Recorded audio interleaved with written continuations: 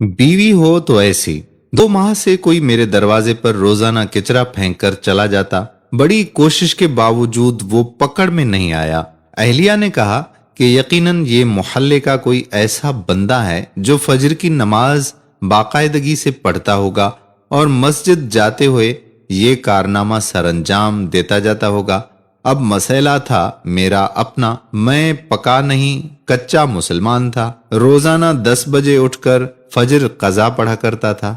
20 दिन कबल मैंने अहलिया से फजर की नमाज पर उठाने का कहा तो अहलिया हैरान हुई कि ये आज सूरज मशरिक के बजाय मगरिब से कैसे निकल रहा है। खैर, उन्होंने मुझे अगले रोज फजर के वक्त उठा दिया। मैंने उठते ही खिड़की से नीचे झांक कर देखा तो दरवाजे पर कचरा मौजूद नहीं था।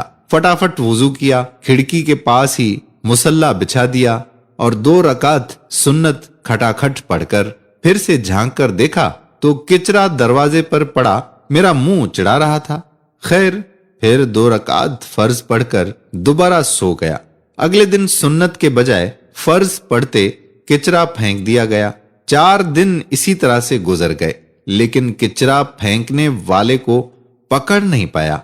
5वें दिन अहलिया कहने लगी, माशाअल्लाह, आप अब फजर की नमाज पढ़ने लगे हैं तो मस्जिद में जमायत के साथ नमाज पढ़ लिया कीजिए ना। बात दिल को अच्छी लगी और 5वें दिन सुन्नत घर में पढ़कर जमायत से 15 मिनट पहले दरवाजे पर कुर्सी लगाकर बैठ गया और मोहल्ले के नमाजी हजरात को आते देखने लगा कि किस नमाजी के हाथ में कचरे का शापर है। लेकिन अफसोस, सारे खाली हाथ आते दिखाई दिए। नमाज पढ़कर आया तो दरवाजे पर कचरा मौजूद नहीं था।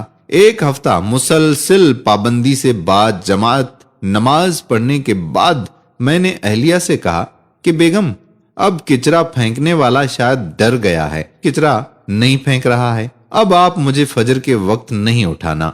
अहलिया कुछ नहीं बोली। अगले दिन अहलिया ने तो मुझे नहीं उठाया, अलबत्ता मेरी खुद आंख खुल गई। खिड़की से झांक कर देखा तो कचरा दरवाजे पर मौजूद था। टाइम देखा तो फजर का वक्त तो बाकी था, लेकिन जमायत निकल चुकी थी। अब अगले दिन फिर वही मामूल था। 2 हफ्ते मुसलसिल फजर की नमाज बा जमायत पढ़ता रहा और दरवाजा साफ सुथरा मिलता रहा।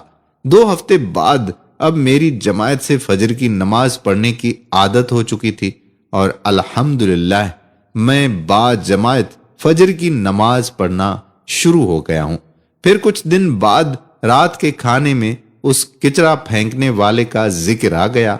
मैं उसे बुरा भला कहने लगा। बेटा बोला, अब्बू, आप उसे बुरा तो ना कहे ना, बल्कि वो तो आपका मोहसन ही हुआ, जिसकी वजह से आप फजर की नमाज बा जमायत पाबंदी से पढ़ने लगे हैं। बेटे की बात सुनकर मेरे दिमाग को झटका सा लगा और सबको गौर से देखने लगा। मुझे यूं अपनी तरफ देखते हुए सारे हंसने लगे। बेटा कहने लगा, अब्बू, आपकी वो मोहसन और कोई नहीं बल्कि अम्मी है।